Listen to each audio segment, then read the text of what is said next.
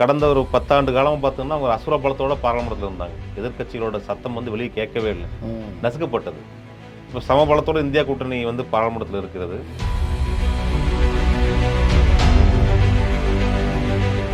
அனுராக் தாக்கூர் மன்னிக்கப்பட வேண்டியவர் இல்ல, தண்டிக்கப்பட வேண்டியவர். அவர வந்து உடனடியா அமைச்சர் பதவியில நீக்கணும். அவருக்கு மேல வழக்கு பதியணும். சரித்திரத்தை வந்து திருத்தி எழுதிட்டு இருக்காங்க பிஜேபி. எல்லா துறையில இருக்கிறவங்களையும் பயப்படுத்தி தங்களுக்கு வேணுங்கிற மாதிரி பேசுறாங்க. நீர்ச்சியா நீங்க கொஞ்ச நாள்ல பாத்தீங்கன்னா, காந்தி கொண்டது கோட்ஸே இல்ல, காந்தி தற்கொலை பண்ணிட்டான்னு சொல்லுவாங்க. முழுக்க முழுக்க நான் அதை கார்த்தி சிதம்பரம் அவர்கள் பேச நான் ஆதரிக்கிறேன். ஏன்னா ஒரு காங்கிரஸ் தலைவருங்கிற முறையில், ஒரு காங்கிரஸ்காரங்கிற முறையில் கண்டிப்பாக எங்களுக்கு வந்து தமிழ்நாட்டில் ஆட்சி அமைக்கணுங்கிற எண்ணம் இருக்குது, ஆசை இருக்கிறது. அதில் தப்பே இல்லையே.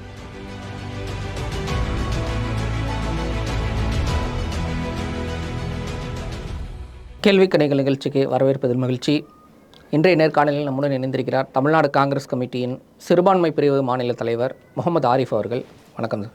வணக்கம் சார். பாஜக எம்பி அவர் அனுராக் தாக்கூர் பேசின பேச்சு வந்து தொடர்ச்சியாக எதிர்க்கட்சிகள் மத்தியில் பெரிய கண்டனம் எழும்பியிருக்கு.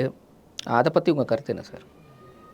பாராளுமன்றத்தில் ஜாதிவாரி கணக்கெடுப்பு குறித்து எங்கள் தலைவர் ராகுல் காந்தி அவர்கள் வலியுறுத்தி பேசிக் கொண்டிருக்கும் பொழுது, அதுக்கு துளியும் சம்பந்தம் இல்லாமல் திரு அனுராக் தாக்கூர் அவர்கள், தலைவர் ராகுல் காந்தி அவர்கள் ஜாதி பற்றி பேசி இந்த பிரச்சனையை திசை திருப்ப பார்க்கிறார்கள். அதாவது கோழையின் மிகப்பெரிய ஆயுதமே வந்து அவதூறு பரப்புறது தான். ஆமாம். அவங்களோட ஒரு நியாயமான கேள்விக்கு பதில் இல்லை அவங்கள்ட்ட. நம்மளோட நியாயமான கோரிக்கைக்கு அவங்கள்ட்ட பதில் இல்லை. அப்போ இந்த திசை திருப்பறதுக்கு வேண்டி தலைவர் ராகுல் காந்தி அவர்கள் மீது அவதூறு பரப்புனா இந்த திசை திரும்பி நினச்சாங்க. அதனால் தலைவர் ராகுல் காந்தி தெளிவாக சொல்லிட்டாரு, நீங்கள் என்னை பற்றி என்ன வேணாலும் அவதூறு பேசுங்க, கம் டு சப்ஜெக்ட் அப்படின்னாரு. இது பிரச்சனையை பற்றி பேசுங்கன்னாங்க. அப்போ இந்த நீங்கள் கடந்த ஒரு 10 ஆண்டு காலமாக பார்த்தோம்னா அவங்க அசுர பலத்தோட பாராளுமன்றத்தில் இருந்தாங்க. எதிர்க்கட்சிகளோட சத்தம் வந்து வெளியே கேட்கவே இல்லை, நசுக்கப்பட்டது. இப்போ சம பலத்தோட இந்தியா கூட்டணி வந்து பாராளுமன்றத்தில் இருக்கிறது. பல மக்கள் பிரச்சனைகள் வந்து நீங்கள் ராகுல் காந்தி எழுப்பக்கூடிய எந்த கேள்விகளுக்கும் அவங்களுக்கு பதில் இல்லை. அதனால் பார்த்தீங்கன்னா கடந்த பாராளுமன்ற கூட்டத்தொடர்லையும் அப்படி தான் மோடி சம்மந்தம் இல்லாமல் பேசி திசை திருப்பி, அதாவது என்னென்னா அவங்களோட பதில் இல்லை. எங்கள் பக்கம் நியாயம் இருக்கிறது, அவங்க பக்கம் நியாயம் இல்லை. அதனால் அந்த நியாயத்துக்கு வந்து பதில் சொல்ல முடியாதனால இந்த மாதிரி அவதூறை வந்து தொடர்ந்து பரப்பிட்டு இருக்கிறாங்க. இதை நாங்கள் வன்மையாக கண்டிச்சிருக்கிறோம். இன்றைக்கி தமிழ்நாடு முழுக்க ஆர்ப்பாட்டம், இந்த மாலை வந்து தமிழ்நாடு முழுக்க ஆர்ப்பாட்டம் செய்கிறோம். இந்த மாதிரி அவதூறு பேச்சு, அதாவது பாராளுமன்றம் அப்படிங்கிறது ஜனநாயக கோயில், அது ஜனநாயகத்தை மாண்புகளை கடைப்பிடிக்கப்பட்டு ஜனநாயகத்தில் தெளிவாக சொல்லியிருக்கு, எந்த ஒரு தனி மனிதனும் தன் ஜாதியின் பெயரால் வந்து தாக்கி பேசக்கூடாதுன்னு சொல்லி தெளிவாக சொல்லியிருக்கு. ஆனால் துரதிருஷ்டவசமாக அந்த பாராளுமன்றத்தில் ஒரு அமைச்சர் பேசுகிறாரு. அந்த அமைச்சர் பேசுனதை நம்ம நாட்டோட பிரதமர் அந்த எக்ஸ் வலைதளத்தில் சிறப்பான பேச்சு எல்லாரும் பாருங்கன்னு சொல்கிறாரு. அப்புறம் அதை நீக்கிறாங்க. அப்போது ஒரு ஒரு வயது குறைவான ஒரு எம்பியோ அமைச்சரோ தப்பாக பேசினா அது திருத்த வேண்டியது பிரதமர். ஆனால் அந்த பிரதமரே பார்த்தீங்கன்னா இது வந்து எல்லாரும் பாருங்க அப்படின்னு அவரோட எக்ஸ்தலத்திலே போடுறாரு. அப்போ இந்த ஜனநாயக மாண்பு எவ்வளோ தூரம் வந்து இவங்க சீர்குலைக்கிறாங்க, அசிங்கப்படுத்துகிறாங்க, அவமானப்படுத்துகிறாங்கிறதுக்கு இது மிகப்பெரிய எடுத்துக்காட்டு. அதனால் மீண்டும் சொல்கிறோம், நீங்கள் எங்களை என்ன வேணாலும் அசிங்கப்படுத்திக்கோங்க, எங்களோட குரல் ஒலித்துக்கொண்டே இருக்கும், எங்கள் தலைவர் ராகுல் காந்தியின் குரல் ஒலித்துக்கொண்டே இருக்கும். இந்த நிகழ்ச்சியை பொறுத்த இந்த பேச்சை பொறுத்த வரைக்கும் நாங்கள் மிக வலிமையாக எங்களை கண்டனத்தை பகிர்ந்து கொள்கிறோம். எதிர்காலம் நடக்கக்கூடாது. ராகுல் காந்தி தலைவருக்குன்னு இல்லை, எந்த தலைவருக்கு எதிராகவும் இந்த மாதிரி தரம் தாழ்ந்த இது பேசக்கூடாது. ஏன்னா இது தொடர்ந்து இந்த அனுராக் தாக்கூர் யாருன்னா நீங்கள் மறந்துருக்க மாட்டீங்க. என்ஏசி சிஆர்சி இந்த பிரச்சனை, சிஏஏ பிரச்சனை வரும்போது டெல்லியில் போராடிட்டு இருக்கும்போது அங்கே இவர் பேசினார், கோலி மாரம் சாலவங்கோன்னார், இஸ்லாமியோட சுட்டுக் கொள்ளுங்கன்னார். அப்போ ஒரு மத்திய அமைச்சர் அப்பவும் கண்டிக்கல, அப்பயும் மோடி ரசிச்சார். அன்னைக்கு கண்டிச்சு தான் பேசக்கூடிய தைரியம் வந்திருக்காது. அப்போ தொடர்ந்து எந்தன்னா இந்த மாதிரி கான்ட்ரவர்சியாக பேசணும், மற்ற தலைவர் அசிங்கப்படுத்தி பேசுறது மூலியமா குரல்கள் வந்து நசுக்கப்படும் நினைக்கிறாங்க. அது தப்பு. தொடர்ந்து நாங்கள் இந்த மாதிரி மக்களுக்கான பிரச்சனைகளை எழுப்பிக்கொண்டே இருப்போம். மன்னிப்பு கேட்டாருன்னா அவர் என்ன சொன்னார்னா, நான் ராகுல் காந்தி குறிப்பிட்டு சொல்லனார். அதுக்கு ராகுல் காந்தி விளக்கம் சொல்லிட்டார். அதாவது நாங்கள் ஒன்றும் சொல்கிறோம், அனுராக் தாக்கூர் மன்னிக்கப்பட வேண்டியவர் இல்லை, தண்டிக்கப்பட வேண்டியவர். அவரை வந்து உடனடியாக அமைச்சர் பதவியில் நீக்கணும், அவருக்கு மேலே வழக்கு பதியணும். ஒரு எம்பி, எதிர்க்கட்சி தலைவர், இதெல்லாம் மீறி நம்மளோட ஜனநாயகம் நமக்கு தெளிவாக சொல்லியிருக்குது, எந்த ஒரு மனிதனையும் ஜாதியின் பெயரால் இழிவுபடுத்தக்கூடாது, பேசக்கூடாதுன்னு சொல்லியிருக்குது. அப்படி இருக்கும்போது இது பாராளுமன்றத்தில் ஒழிக்கும் போது இது தப்பான முன்னுதாரணம்.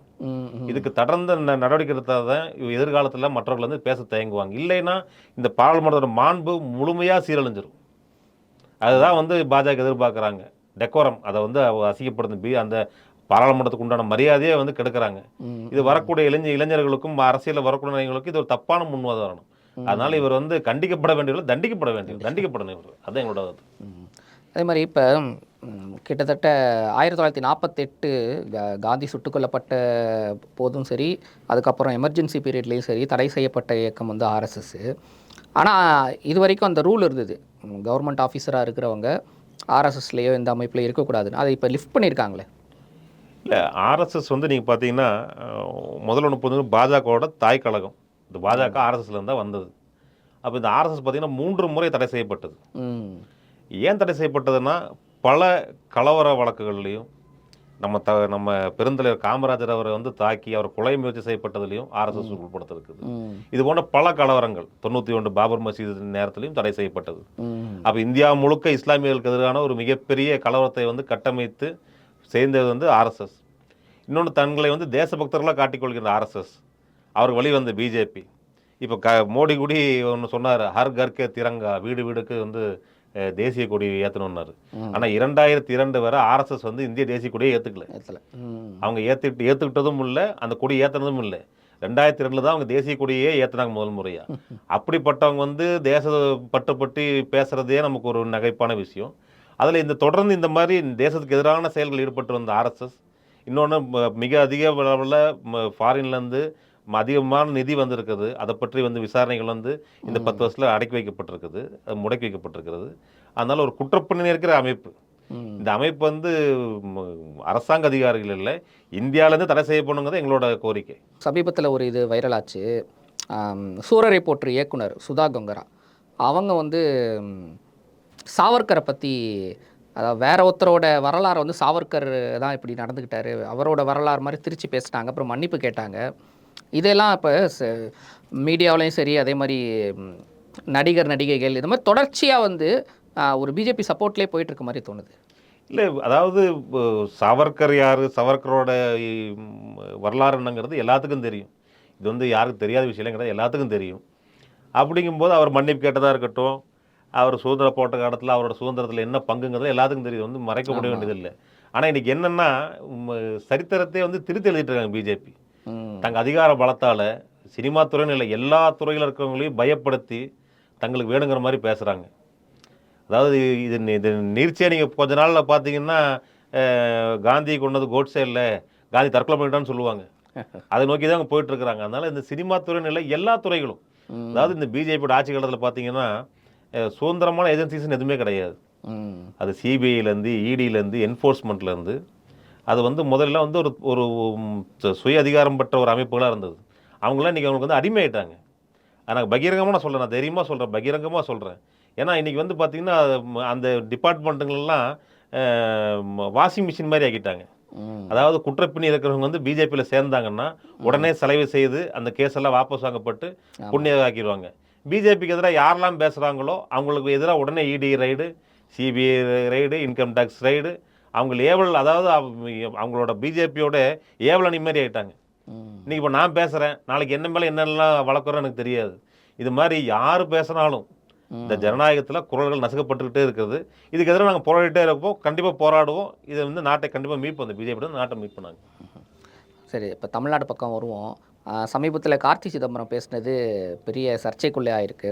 அதாவது கூட்டணி அரசு நம்ம 2026 நம்ம கூட்டணி அரசாங்கமாக திமுக கிட்ட இருக்கணும் அப்படிங்கிற மாதிரி பேசியிருக்காரு. இது கட்சிக்குள்ளேயே ஒரு சிக்கலை உண்டு பண்ணியிருக்கேன். இல்லை, இதில் வந்து முழுக்க நான் அதை கார்த்திக் சிதம்பரம் அவர்கள் பேச நான் ஆதரிக்கிறேன். ஏன்னா ஒரு காங்கிரஸ் தலைவருங்கிற முறையில், ஒரு காங்கிரஸ்காரங்கிற முறையில் கண்டிப்பாக எங்களுக்கு வந்து தமிழ்நாட்டில் ஆட்சி அமைக்கணுங்கிற எண்ணம் இருக்குது, ஆசை இருக்கிறது. அதில் தப்பே இல்லையே. ஒன்றுமில்லாத ஒரு நேற்று வந்து சீமானும் அன்புமணி ராமதாஸும் கூட நாங்கள் முதலமைச்சராக சொல்லும்போது, தமிழ்நாட்டை ஆண்ட கட்சி நாங்கள், தமிழ்நாட்டில் வலுவாக இருந்த கட்சி, வலுவாக இருக்கிற கட்சி.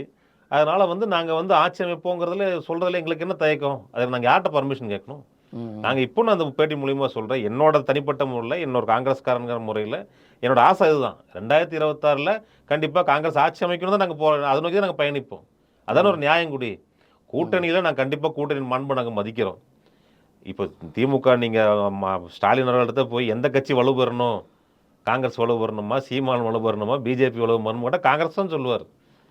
நாங்கள் வந்து திமுக எதிராலாம் பேசலை. நாங்கள் வந்து எங்கள் கட்சியை வளர்க்கணும்னு சொல்கிறோம். எங்கள் கட்சியை வளர்க்குறோம், மக்கள்கிட்ட போகிறோம், மக்கள் முடிவு பண்ணட்டும்.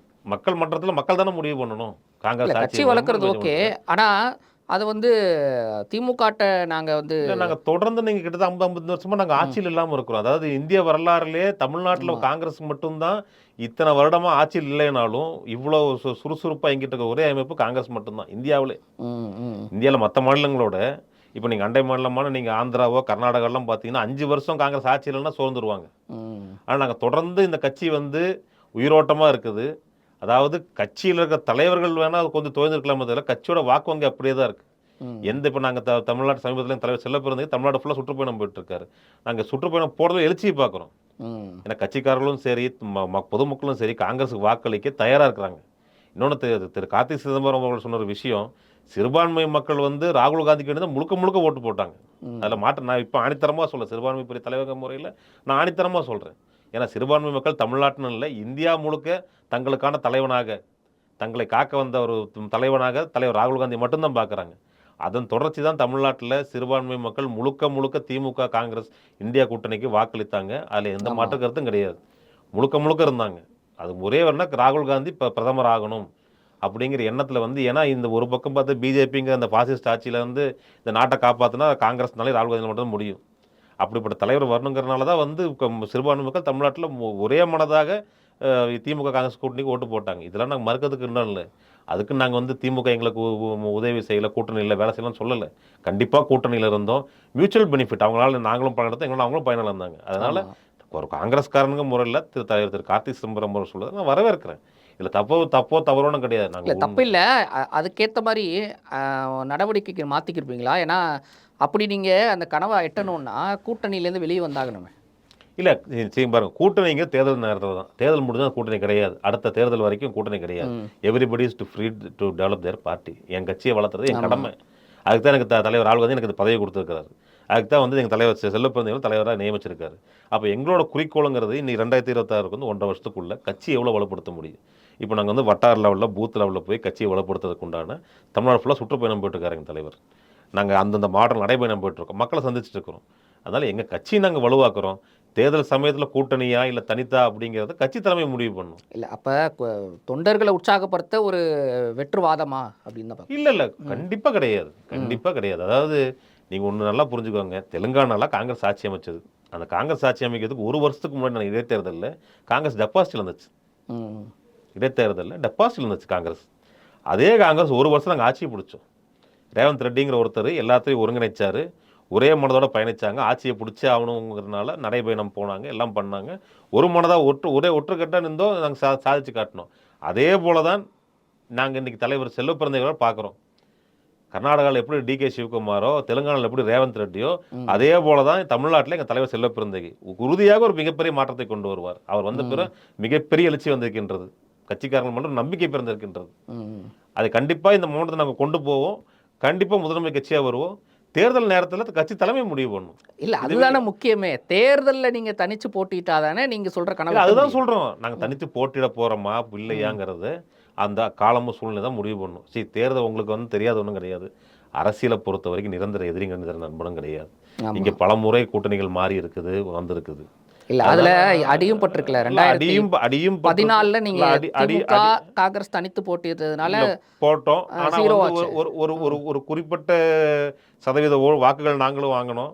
அதோட பாதிப்பு திமுகவுக்கு இருந்தது, அதான் இருவருக்கு இருந்தது. நாங்கள் அதை மறுக்கல.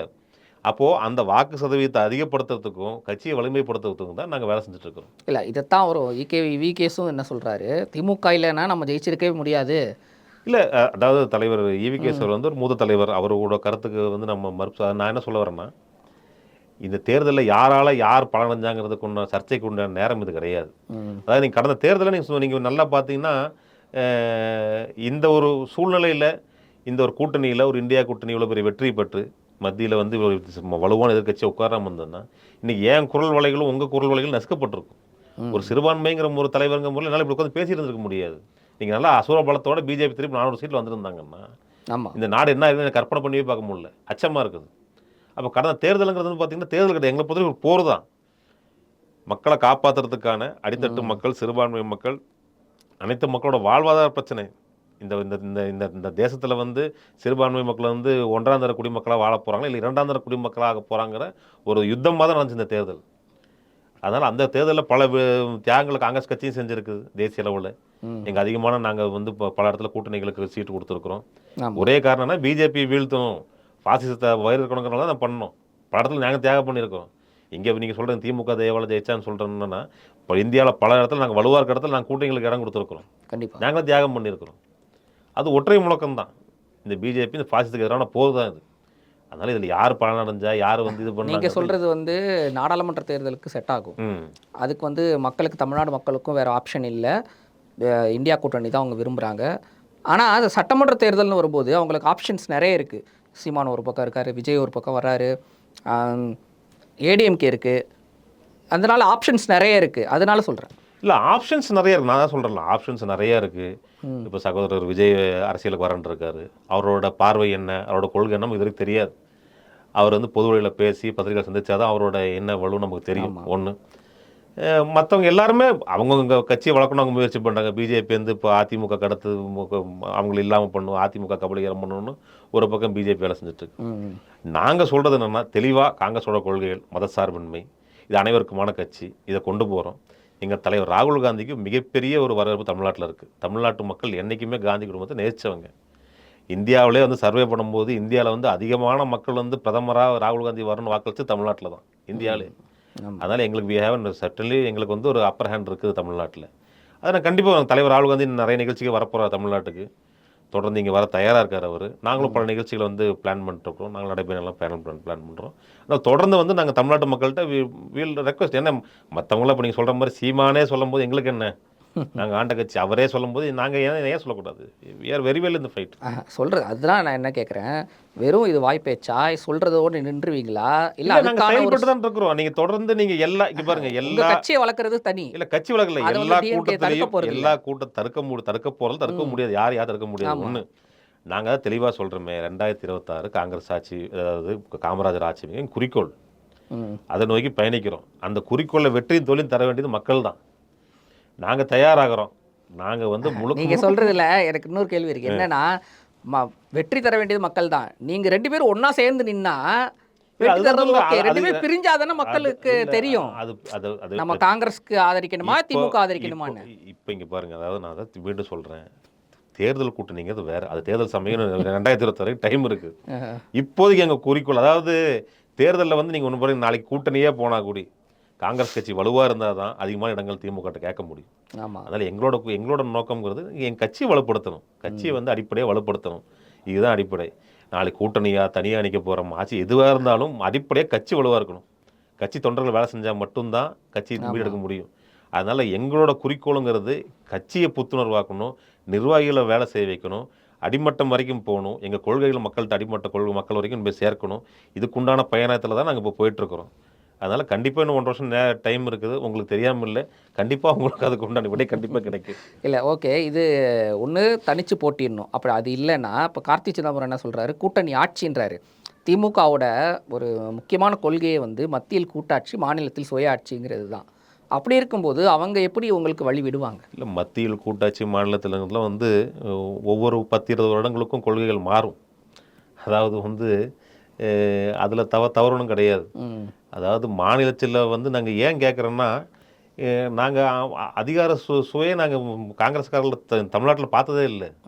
எங்கள் சட்டமன்றம் வந்து ஒரு அந்நிய இடம் மாதிரி. இப்போது டெல்லியில் பாராளுமன்றத்துக்கு போனோன்னா எனக்கு பாராளுமன்ற நூக்கன் காரணம் தெரியும். நாங்கள் ஆட்சியில் இருந்திருக்கோம், அதிகாரத்தில் இருந்திருக்கோம், எங்களுக்கு தெரியும்.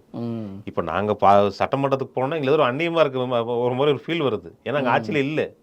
ஏன்னா ஆக்சுவல் அதிகாரங்கிறது மாநில ஆட்சியில் வரும்போது அதிகாரம் வரணும். இப்போ மத்தியில் ஆட்சியில் இருந்தால் கூட இம்ப்ளிமெண்டிங் ஏஜென்சிங்கிறது தமிழ்நாடு கவர்மெண்ட், அந்த கவர்மெண்ட்டு தான். அங்கே நீங்கள் அதிகாரத்தில் இருந்தால் மட்டும்தான், மத்தியில் ஆட்சியில் இருந்தாலுமே அந்த ஒரு நலத்திட்டங்களும் சேர்த்துறதுக்கு இங்கே மாநிலத்தில் அதிகாரம் வேணும். அதனால் வந்து அதில் வந்து தவறவும் கிடையாது. அது சூழ்நிலை வரும்போது கண்டிப்பாக நாங்கள் கிளைம் பண்ணுவோம். ஏன்னா நாங்கள் பாருங்கள், கலைஞர் அவர்கள் இருக்கும்போது திமுக முழு மெஜாரிட்டி இல்லாத போது காங்கிரஸ் வெளியிலேருந்து ஆதரவு கொடுத்து பெருந்தன்மையாக இருந்தோம். அன்றைக்கி நாங்கள் இல்லை வேணும்னு சொல்லி நாங்கள் விடாப்புடியே கேட்டது எங்களுக்கு கொடுத்தா ஆயிருந்திருக்கும். ஆனால் அன்றைக்கி கூட்டணி தர்மத்தை மதித்து நாங்களும் அதை வந்து விட்டு கொடுத்தோம். அதெல்லாம் தலைவர் ஸ்டாலின், திமுக தலைவர் ஸ்டாலின் அவர்களுக்கும் தெரியும், திமுகவுக்கும் தெரியும். அதனால் நாங்கள் வந்து ஆட்சி வெறி பிடிச்சோம், அதிகார வெறி பிடிச்சவங்களாம் கிடையாது. நாங்கள் கடந்த காலம் விட்டு கொடுத்துருக்குறோம். அவங்க அவங்களுக்கு ஆதரவு, எங்கள் ஆதரவு தேவைப்பட்டு எங்கள் ஆதரவோட ஆட்சி செய்யும்போது நாங்கள் வந்து டிமாண்ட் வைக்கல. அன்னைக்கு இப்ப திமுக விட்டு அன்னைக்கு கொடுக்கணுன்றீங்களா? பெருந்தன்மையாக விட்டு கொடுத்தோம், நாங்கள் விட்டு கொடுத்தோம். இப்ப திமுக விட்டு அது கொடுக்கணுமா? அவங்க தான் முடிவு பண்ணணும். நான் நடந்ததை சொல்லிட்டேன். நான் கடந்த கால வரலாறு நாங்கள் சொல்லிட்டோம். இதுக்கு அடுத்து என்ன பண்ணணுங்கிறது நான் சொல்கிறேன்ல. இது 2026 தேர்தல் முடிவு பண்ணணும். 2026 தேர்தலுங்கிறது தமிழகத்தை பொறுத்தவரை முக்கியமான தேர்தல். ஏன்னா வந்து பல களங்கள் வரப்போகுது. இப்போ நீங்கள் சொன்ன மாதிரி விஜய் அவரோட இம்பாக்ட் நமக்கு தெரியாது. அது எந்த அளவுக்கு ஸ்ட்ராங்காக இருக்க போகல, இல்லை ரஜினிகாந்த் மாதிரி இருக்க போகிறாங்கிறது நமக்கு தெரியாது. நான் வந்துட்டார், அதனால் அவரோட இம்பாக்ட் நமக்கு தெரியாது. அது ஒன்று. இந்த ஒரு பக்கம் பிஜேபி அவங்களோட கொள்கைகளும் அவங்க எப்படியாச்சும் உள்ளே கொண்டு வந்து தமிழ்நாட்டுக்குள்ளே வரணும்னு சொல்லி தொடர்ந்து அவங்க அடி வாங்கிட்டே இருந்தாலும் மீண்டும் மீண்டும் முயற்சி பண்ணுறாங்க. அவங்க ஒரு பக்கம், அதனால் அதிமுக ஒரு பக்கம். இன்னும் அதிமுக வந்து இனி எத்தனை அதிமுக போகும் அது தெரியாது. அது மீண்டும் குழப்பங்கள் ஆரம்பிச்சிருச்சு. அவங்க என்ன போகிறாங்கன்னு தெரியல. அதனால் வந்து இது ஒரு 2026 தேர்தலும் முழுக்க முழுக்க தமிழக அரசியல் வித்தியாசமான தேர்தலாக தான் இருக்க போகுது. இது இன்னொரு விஷயமும் ஒரு கேள்விப்பட்டுட்டு இருக்கோம். என்னன்னா, காங்கிரஸை வந்து அதிமுக தரப்புலேருந்து தொடர்பு கொண்டுகிட்டே இருக்காங்க அப்படின்னு சொல்கிறாங்களே. இல்லை காங்கிரஸ் வந்து எல்லா கட்சிகள்லேருந்தும் பேசிட்டு இருக்காங்க. பிஜேபி தவிர பாக்கி எல்லாருமே வந்து அதாவது ஒன்று தெளிவாக சொல்கிறேன் பார்த்தா, காங்கிரஸோட வாக்கு வங்கிங்கிறது இன்னைக்கு தமிழ்நாட்டு அரசியலில் ஒரு முக்கியமான ஒரு பங்கு. ஆஸ் இட் இஸ் தவிர்க்க முடியாத சக்தினாங்க. அது யார் என்ன சொன்னாலும் சில ஏழான பேச்சுகள் இருந்தாலுமே நான் அடித்து சொல்கிறேன், இன்றைக்கி காங்கிரஸை தவிர்த்து ஒரு அரசியல் தமிழ்நாட்டில் கிடையாது. அது நான் வந்து ஆணித்தரமாக நான் இங்கே பதிவு பண்ணுறேன். அதனால் தொடர்பு கொள்கிறாங்க. ஆனால் என்னென்னா, எங்களை பொறுத்த வரைக்கும் இன்னும் அதிமுக வந்து எந்த அளவுக்கு வந்து அவங்க ஸ்ட்ராங்காக இருக்காங்களா, இல்லை அவங்க வந்து இன்னும் பிஜேபியோட கட்டுப்பாடு இருக்காங்களா நமக்கு தெரியல. அது வந்து யாருக்குமே தெரியல. அவங்க வந்து இன்னும் இப்போ சிறுபான்மை மக்களோட வாக்குகளுக்கு வேண்டி கபடமாக ஆடி பிஜேபி வேண்டான்னு சொல்லி தனியாக வந்து நிற்கிறாங்களா, இல்லை உண்மையிலே பிஜேபி எதிர்ப்பில் இருக்காங்களா? ஏன்னா வந்து அவர் நம்பிக்கைத்தன்மை கூடிய தலைவராக நாங்கள் வந்து எடப்பாடி இது வரைக்கும் நாங்கள் பார்க்கல. எலெக்ஷனுக்கு முன்னாடி ஓகே, எலெக்ஷனுக்கு அப்புறம் பிஜேபி அங்கேயே வந்து அசுரபலத்தில் இல்லை, அவங்களே வந்து தள்ளாடிக்கிட்டு இருக்காங்க. அந்த நேரத்தில் வந்து இப்போவும் ஏடிஎம்கே எப்படி கண்ட்ரோல் எடுக்க முடியும்? இல்லை அதிகாரத்தில் இல்லைன்னா இன்றைக்கி வந்து Naidu Nitish democratic alliance government இருந்தாலுமே பிஜேபி வந்து தனிப்பட்ட பக்கம் தனிப்பெரும் கட்சியாக தான் இருக்கிறாங்க. அதனால் வந்து அவங்க ஆந்திராலையும் பீகார்லேயும் டிஸ்டர்ப் பண்ண மாட்டாங்க. ஆனால் அவங்க அடிப்படை கொள்கைங்கிறது வந்து மற்றவங்கள கஷ்டப்படுத்தி பார்த்து மற்றவங்களை பிளாக்மெயில் அரசியலுங்கிறது பிஜேபியோட ஒரு அஜெண்டா, மோடியோட அஜெண்டா. அதன் அடிப்படையில் அவங்க என்ன பண்ண போகிறாங்கன்னு தெரில. ஏன்னா இன்னொன்று, எடப்பாடி கூட இருக்கவங்க எத்தனை ஸ்லீப்பர் செல்ஸ் பிஜேபியோட ஸ்லீப்பர் செல்ஸ் இருக்காங்கிறது எடப்பாடிக்கே தெரியாது. என்னை உங்களையும் விட எடப்பாடிக்கே வந்து இஸ் நாட் ஷுவர் அவர் கூட இருக்கவங்க எத்தனை பேர் ஸ்லீப்பர் செல்ஸ் பிஜேபி இருக்காங்கன்னு தெரியாது. நாளைக்கு ஒரு கான்ட்ரவர்சி வரும்போது எத்தனை அவங்க முக்கிய தலைவர்கள் போவாங்க. ஏன்னா அண்ணாமலை பலமுறை சொல்லிட்டார், எடப்பாடி கூட இருக்க முக்கியமான தலைவர்கள் எங்களோட தொடர்பில் இருக்கான்னு சொல்லிட்டு தொடர்ந்து சொல்கிறாரு. அதனால் தலைவர்கள் யார், அவங்க நிற்பாங்க, கொள்கை பிடிப்பு நிற்பாங்களா? ஏன்னா அவங்க மேலே பல பேருக்கு மேலேயே வழக்குகள் இருக்குது. அதுக்கு அஞ்சு அவங்க என்ன இடத்துலாலும் போகலாம். அவங்க ஒன்றும் பெரிய கொள்கை பிடிப்பு இருக்கிற கொள்கை மறவர்கள்லாம் கிடையாது. அவங்க வந்து நாளைக்கு கேஸ் வருதுன்னா ஆட்டோமேட்டிக்காக அது எத்தனை பேர் பிஜேபி போகிறாங்கன்னு தெரில. அதனால் வந்து எடப்பாடியோட அரசியல் மூவுங்கிறது என்னங்கிறது இன்னும் காலம்தான் முடிவு செய்யணும். தற்பாலும் அதை பற்றி பேச நமக்கு இட்ஸ் நாட் ரைட் டைம். அவரை பற்றி இன்னொரு தெளிவு பிறக்கலை யாருக்கும். அவரே ஒரு தெளிவு இல்லாமல் தான் இருக்கார். ஓகே, இப்போ பிஜேபியில் பார்த்தீங்கன்னா அண்ணாமலை வந்ததுக்கு அப்புறம் சீனியர் லீடர்ஸ் எல்லாரையுமே ஓரங்கட்டிட்டார். அவரை மீறி வந்து யாரும் ஒரு வார்த்தை பேசுகிறதே இல்லை. ஆனால் காங்கிரஸில் மட்டும் எந்த தலைவர் யார் வந்தாலும் சரி, 4-5 தலைவர்கள் அவங்க பாட்டுக்கு தான் பேசிக்கிட்டு. கார்த்தி சிதம்பரம் ஒரு பக்கம் பேசுகிறாரு, இவிகேஎஸ் ஒரு பக்கம் பேசுகிறாரு, சிதம்பரம் ஒரு பக்கம் பேசுவார். இந்த மாதிரி தலைவர்கள்லாம் அவங்கவுங்களே பேசிகிட்டு இருந்தால் என்ன ஒரு மாநில தலைவர் கட்டுப்பாட்டில் இருக்க வேணாம். ஒரு மிகப்பெரிய வித்தியாசம். அதாவது நீங்கள் காங்கிரஸுங்கிறது ஒரு ஜனநாயக கட்சி. இங்கே அனைவருக்குமான ஸ்பேஸ் இருக்குது. ஆனால் முடிவு செய்ய வேண்டியது அதிகாரத்தில் மாநில தலைவர் இருக்கிறார். இப்போ கார்த்தி சிதம்பரம் அவர்கள் பேசுனதோ, இளங்கோவன் அவர்கள் பேசுனதோ, திரு செல்லப்பிறந்தைகள் ஏற்பாடு பண்ணால் மாவட்ட நிர்வாகிகள் கூட்டத்தில் தான் பேசினாங்க. தனியாக எங்கேயும் பேசல, அவர் முன்னிலையில் தான் பேசினாங்க. அப்போது உங்களுக்கு ஆதரவான கருத்தாக இருந்தால் எதிரான கருத்தாக இருந்தாலும் சொல்லக்கூடிய ஒரு ஸ்பேஸ் இந்த கட்சியில் இருக்குது. பிஜேபியில் வந்து அது கொள்கை பிஜேபியிலும் அவங்க சொல்லுவாங்க, நாங்கள் வந்து தனிநபரை நம்பி இல்லைன்னாங்க. ஆனால் அந்த கடந்த மோடிக்கு அப்புறம், பிரதமர் ஆனதுக்கப்புறம் அந்த கட்சி ஒரு ஹீரோ சென்ட்ரிக் கட்சி ஆயிடுச்சு. முதல்ல பிஜேபி இல்லாமல் இப்போ வந்து பார்த்தீங்கன்னா மொத்தமாக மோடினால தான் பிஜேபிங்கிற ஒரு மாயை கொண்டு வந்துட்டாங்க. ஆமாம், அதில் இப்போ தான் ஒரு முதல் அடி வாங்கி தப்பு ஒரு ஸ்டெப் டவுன் ஆகிருக்காரு. ஆனால் இதுக்கு முன்னாடி பார்த்தீங்கன்னா, இப்போ நீங்கள் இந்த கடந்த பாராளுமன்ற இந்த பட்ஜெட்டில் பார்த்தீங்கன்னா, கடந்த 10 வருட பட்ஜெட்டில் பார்த்தீங்கன்னா ஒரு 100 முறை வந்து ஃபைனான்ஸ் மினிஸ்டர் பிரதமர் மோடி பேரை சொல்லுவாங்க. இந்த முறை நீங்கள் நல்லா நோட் பண்ணி பாருங்கள், ஒரே தான் பிரதமர் மோடி பேரை சொன்னாங்க. அப்போ வந்து நேஷனல் டெமோக்ராட்டிக் அலையன்ஸ்லேருந்து இது நாயுடு நிதிஷ் அலையன்ஸ் ஆன மாற்றம் தெரியுது. அந்த தைரியத்தை நான் வந்து இவங்களை பாராட்டுறேன், நிதியமைச்சரை பாராட்டுறேன். ஏன்னா மூச்சுக்கு 300 தடவை பிரதமர் மோடி அவர்களோட கனவு திட்டம், மோடி அவர்களோட திட்டம் தான் சொன்னவங்க. இந்த வித ஒரே முறை தான் மோடின்னு பேர் உச்சரிக்கிறாங்க. அப்போ முதல் சர்க்கிள் அவருக்கு. இன்னொன்று அண்ணாமலை விஷயத்துக்கு வந்து பார்த்தீங்கன்னா, அவர் வந்து எல்லாத்தையும் ஓரங்கட்டல. அவங்க கட்சியில் இருக்க சீனியர்ஸில் பயந்துக்கிறாங்க. ஏன்னா யார் மேலே பார்த்தாலும் சேர் தூக்கி வீசுறாரு அவர். யாரை பற்றினாலும் பேசுகிறாரு. இன்னொன்று அவங்க கட்சியில் இருக்கக்கூடிய பல தலைவர்களோட வீடியோவும் பல தலைவர்கள் ஆடியோவையும் அவரே தான் ரிலீஸ் பண்ணிட்டாங்கன்னு குற்றச்சாட்டு இருக்குது. அதனால வந்து அவங்க வந்து எதுக்கடா பிரச்சனைன்னு ஒதுங்கி போகிறாங்களே தவிர அவர் ஒதுக்கல. அவருக்கு வேண்டி பயந்து அவரோட இரண்டாம் தரமான அரசியலை வந்து வெறுத்து பல பேர் ஒதுங்கி இருக்கிறாங்க. பிஜேபி இன்டர்னல் மேட்டர் நம்ம பேச முடியாது. ஆனால் என்னோட பொது வெளியிருந்து பார்க்க கருத்துங்கிறது இது அவர் ஒதுக்கல, பல பேர் ஒதுங்கிட்டாங்க. அவரோட இந்த இரண்டாம் கட்ட தரமான இந்த ஒரு அரசியலை வந்து வெறுத்து வந்து ஒதுங்கிட்டாங்க. பிஜேபி காங்கிரஸும் எதிர்காணியில் இருந்தால் கூடி திரு வாஜ்பாய் அவர்கள் சொல்லியிருக்காரு, தனவருக்கு வந்து உடல்நிலை சரியில்லாமல் கிட்னி ஃபெயிலியராக இருக்கும்போது ராஜீவ்காந்தி அவர்கள் தான் அவருக்கு அமெரிக்கா காமிச்சு சிகிச்சை அளித்தார் அப்படின்னு சொல்லி பேசியிருக்காரு. இந்திரா காந்தி உயர்வாக பேசியிருக்காரு. கலந்த காலகட்டத்தில் அரசியல் வந்து ஒரு ஆரோக்கியமாக இருந்தது. இப்போ தான் பிஜேபி பர்டிகுலராக மோடி அவர்கள் வந்த போகிறோம், இங்கே வந்து அண்ணாமலை வந்த போகிறோம், அந்த அரசியல் நாகரிகம் குறைஞ்சு போய் தனி மனித தாக்குதல் அதிகமாக இருக்குது. அது அண்ணாமலைக்கு அதுதான் வேறு வேலையே கிடையாது, அது மட்டும்தான் பண்ணிகிட்டு இருக்காரு. தனி மனித தாக்குதல் யாரை பற்றி பேசினாலும் உடனே அவங்கள பற்றி தவறான விஷயம் போட்டுறது, ஆதாரமற்ற வாய்க்கு வந்து பேசி அதை எரிச்சிட்டு போயிடுறது. அது ஒரு தவறான அரசியல். அது அவரை பின்பற்ற அவங்க கட்சி தான் அதை முடிவெடுக்கணும். அதை பற்றி நேரத்தை ஒதுக்கி நேர்காணலில் பங்கேற்றமைக்கு நன்றி. நன்றி. தேங்க்யூ.